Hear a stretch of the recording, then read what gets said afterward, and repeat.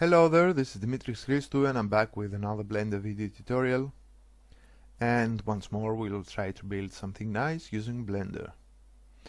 And again we'll be having a nice little customizable animated scene for you to see how to build and to work with. We have the default scene here open and the default cube selected. We're going to work with the default cube.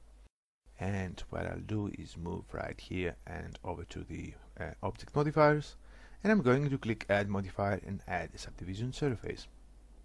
The reason I'm adding the subdivision surface modifier now is that I want to have more of the object geometry to use by the following modifiers. I'm going to increase the view subdivisions from 1 up to 5 and the render subdivisions from 2 up to 5 again. Alright. Now what I'll do is click add modifier and I'm going to add a displace modifier. Alright. As always, the displace modifier needs a texture to work. I'm going to click right here and select the text texture.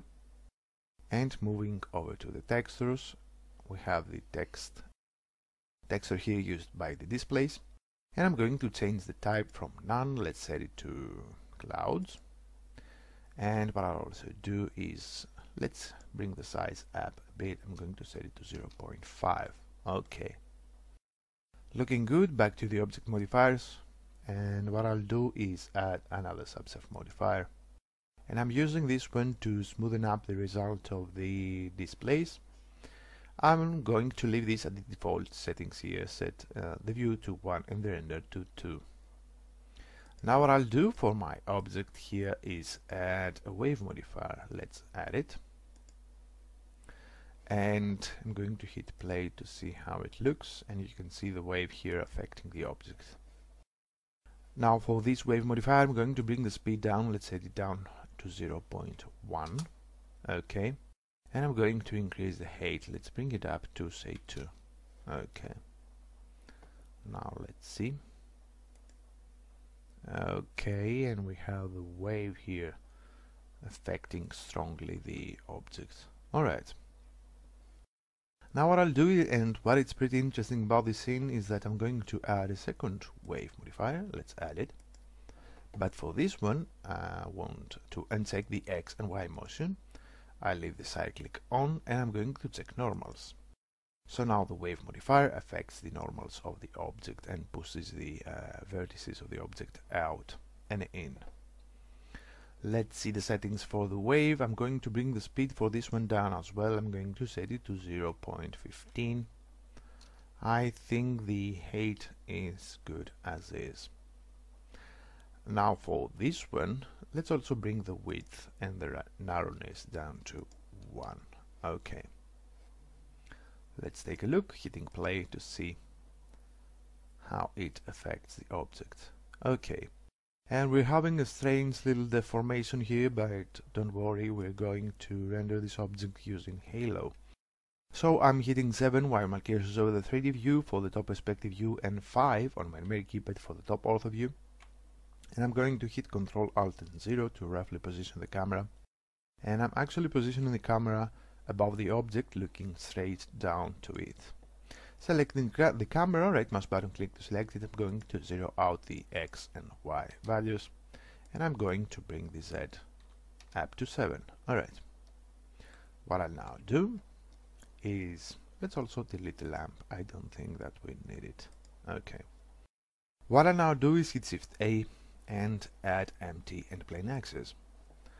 Moving over to the empty options, I'm going to increase the empty size from 1 up to 3 so I can easily see it and select it. Now selecting the camera, right mouse button click to select it and hold down the Shift key to select the empty, select them both, and now I'll hit Ctrl P and send parent to object, and I want the camera to be a child and the empty to be a parent of the camera. Alright. Now I'm going to split my 3D view, move right here, right mouse button click and select split area. So I'm going to split this one and change the upper 3D viewport into a graph editor. Alright. Now moving back to frame 1, click right here to move back to the first frame. And we have the empty here selected. Let's see. Okay, we only want the empty to be selected, so I'm going to select the empty. And what I'll do is hit the I key while the cursor is over the 3D view and insert a rotation keyframe. So you can see right here over at the graph editor we have the X, Y and Z rotation for the empty, and as you can imagine the empty is a parent of the camera, so the empty rotation will affect the camera. That's why we've made the relation between them.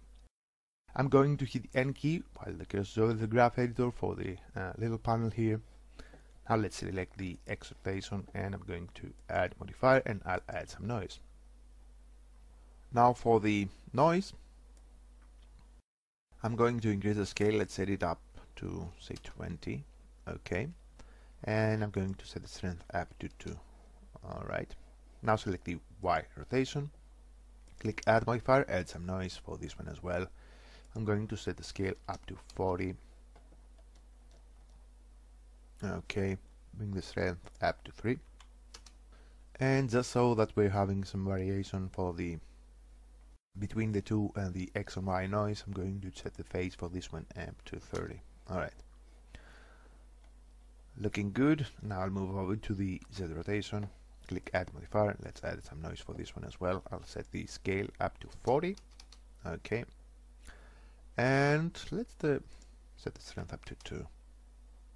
And set the offset of the noise to -60. Okay.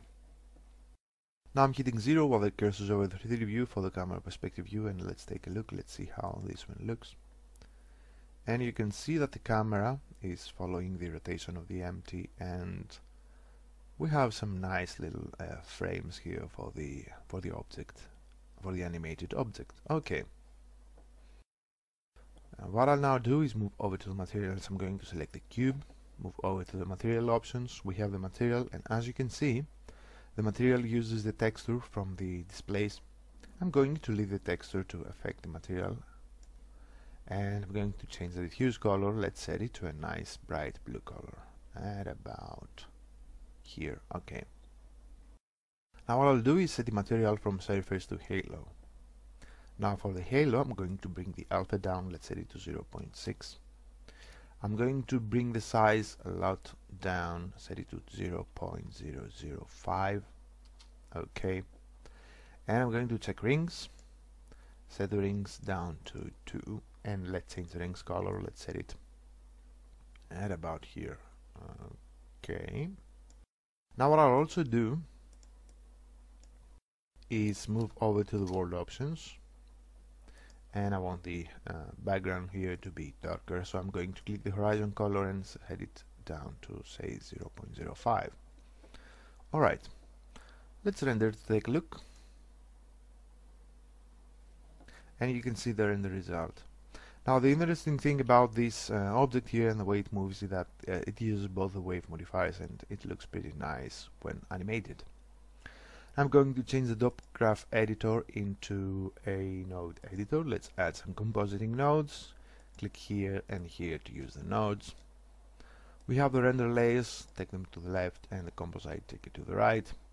I'll hit Shift A and add output viewer. Alright. And I'll hit Shift A and let's add color and RGB curves. Okay. I'm also going to take the output of the RGB curves. Let's make it an input of the viewer so we can see what we're doing, and check backdrop.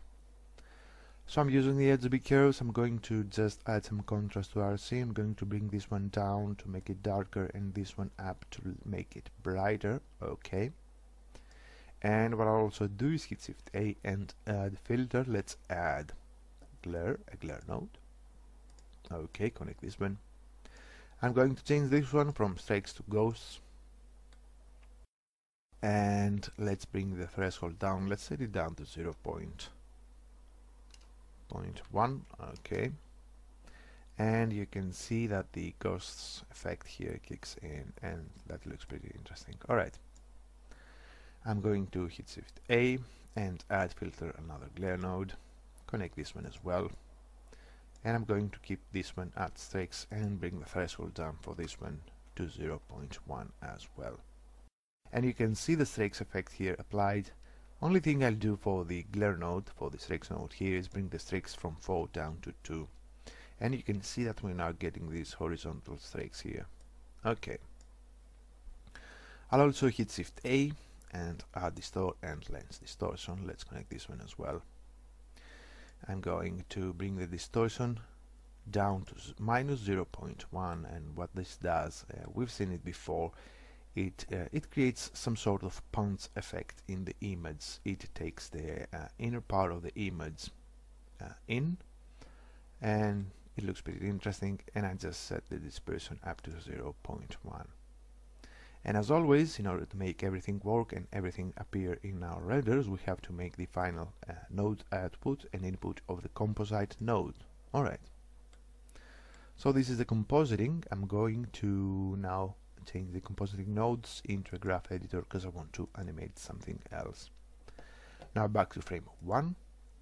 We have the cube here selected. I'll move over to the material. And we have the rings colors. You can see it right here. Now while the cursor is over the ring color, I'm going to hit the I key to insert a keyframe for the color of the rings. Moving over to the graph editor, I'm going to expand the material, and we have the RG, the red, green and blue material colors here for the material. Selecting the R color, the red, we're going to click add modifier and add some noise.